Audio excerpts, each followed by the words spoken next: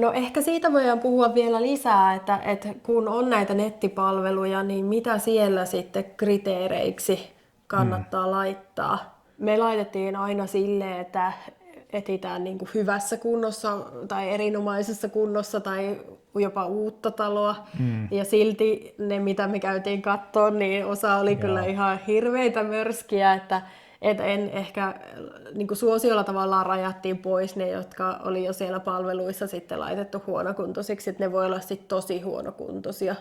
no joo, no toki riippuu siitä, että mitä etsii, mutta ainakin me koettiin, että se ei niinku, että välillä tuli kyllä aikamoisia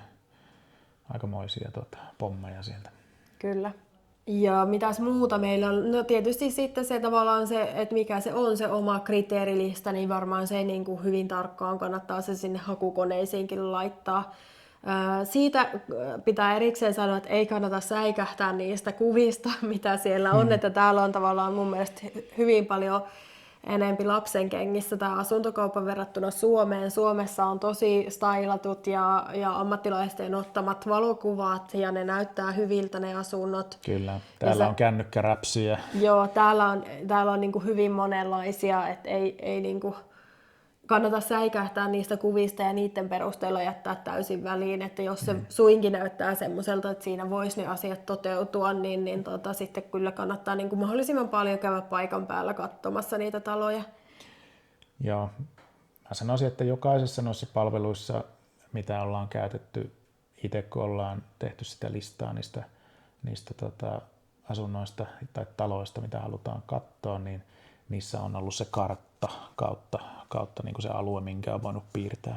Niin sitä kannattaa hyödyntää. Kyllä, niin tavallaan sitä, kun rajaa sitä talon sijaintia, Kyllä. niin sinne karttaan pystyy piirtämään oman alueen, että miltä etsii, niin se on ollut kätevä, koska sitten tavallaan jos rajaa jollain kaupungilla tai maakunnalla, niin se on paljon työläämpi, jos etsii niin kuin laajemmalta alueelta. Sitten toki jos on joku tietty kylä, mistä etsii, niin sittenhän se on helppo sillä rajata. Joo. Meidän suosikit, me oikeastaan aluksi käytettiin aika lailla yhtä paljon varmaan Gatewaitä ja Idealistaa, mutta sitten sen myötä, kun alettiin niitä näyttöjä sopimaan, niin tykästyttiin ehkä eniten siihen Idealistaan. Aika monestihan ne samat ilmoitukset löytyy molemmista, mutta on myös toki silleen, että toisessa saattaa olla joku, mikä ei taas sit toisesta löydy. Joo, Idealista varmaan kaikista laajin valikoimaltaan. Ehkä sitä me hyödynnettiin jonkun verran, että me käytettiin sitten jotain, niin kuin sanoit, jotain toista palvelua sitten, jos haluttiin lisää kuvia, Niin, koska totta. täällä on useampaan kertaan ne Niin sitten saatettiin käydä toisesta katsoa, että onko siellä enemmän kuvia tarjolla esimerkiksi. Kasa.it oli yksi niistä, missä on myös tosi hyvät. Ja sitten näiden isojen välitystoimistojen, Teknokasan ja muiden niin kuin ne omat sivut. Toki, joo, ja pienemmilläkin on omia sivuja, että sielläkin voi olla taas sitten semmoisia taloja, mitkä ei ole ollenkaan noissa hakukoneissa. Et toki niin kun jos etsii vaikka tietyltä alueelta, niin silloin kannattaa niiden paikallisten välittäjien nettisivuja myös tutkia, että mitä sieltä löytyy. Idealistassa oli ehkä se hyvä puoli, että sen avulla oli niin kun helppo pitää yhteyttä välittäjiin. Joo. Se oli niin kuin sitä kautta helpompi. Ja mä muistelen, että oliko se jopa niin, että pystyi kirjoittamaan tavallaan enkuksi ja sitten he sai sen viestin niin kuin italiaksi. Että se helpotti sitä yhteydenpitoa, jos ei osaa kieltä. No ehkä se pitää vielä sanoa noista nettihakupalveluista, että ei kannata ihmetellä, jos se sama talo on siellä useampaan kertaan myös niin kuin samassa palvelussa. Että niitä voi olla eri näissä palveluissa, mutta voi myös olla samalla sivustolla useampaan kertaan. Elikkä, jopa eri hintaan. Ja jopa eri hintaan kannattaa silloin olla tarkkana siitä, että jos haluaa itse suoraan lähestyä myyjän välittäjää, niin et valitsee sitten sen ilmoituksen, missä se hinta on edullisin. Koska täällä on sillä, että myyjä voi antaa asunnon myyntiin useammalle eri välittäjälle. Ja se hetki, kun sä otat yhteyttä siihen myyjän välittäjään, niin sulla muodostuu asiakassuhde siihen myyjän välittäjään. Toi on tärkeä juttu. Ja silloin sä maksat myös hänelle sen palkkion siitä välityksestä. Eli täällä asunnon ostaja ja myyjä molemmat maksaa palkkion asunnon välittäjälle, ja jos on tosiaan suoraan yhteydessä myyjän välittäjään, niin silloin joutuu sen palkkion maksamaan.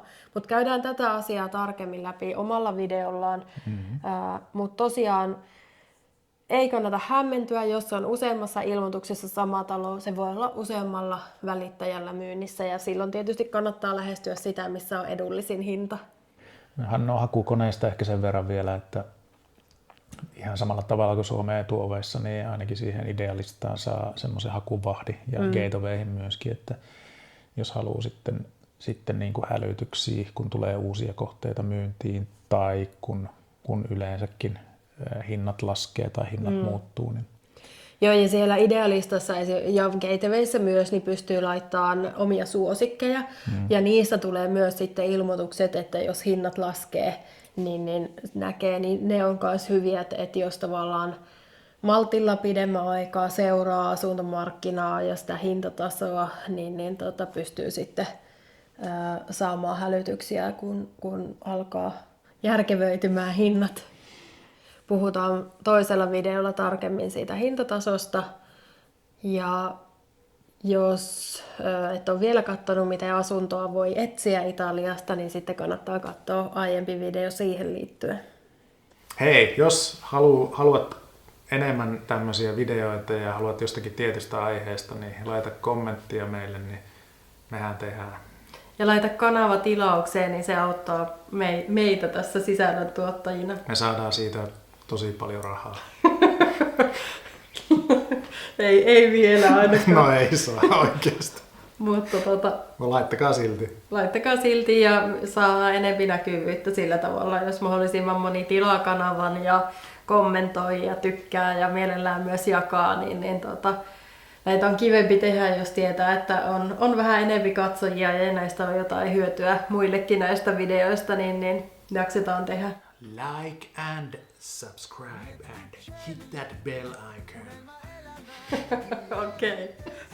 Ajattelitko, että tulee niin kuin paljon englanninkielisiä tilaajia vai? Eikö kaikki aina sano smash that button? Okei, laitetaan vielä, että mitä nappia sä ja laitetaan se